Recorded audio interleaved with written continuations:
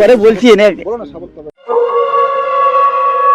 Hello guys, আমরা ভাঙড় film star টিভির তরফ থেকে আজকে শ্যুট করতে এসেছি। খুব শিগগিরই একটা ভালো মুভি আসছে, আপনারা দেখতে পাবেন। সবাই একটু সাপোর্ট করবেন। আর আমাদের টিমের মধ্যে যারা আছে এই সব দেখতে পাচ্ছেন, এদেরও কিছু কথা শোনেন। কি বলছে বলো ভাঙড় ফিল্ম স্টার টিভির তরফ থেকে?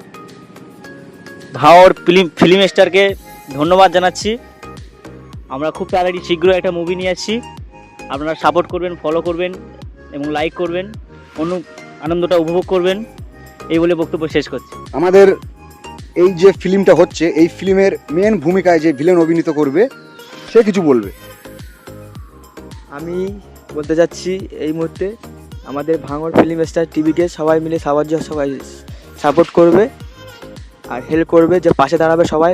আমরা যে ওই চেষ্টা করব ভালো ভালো ভিডিও আনার জন্য।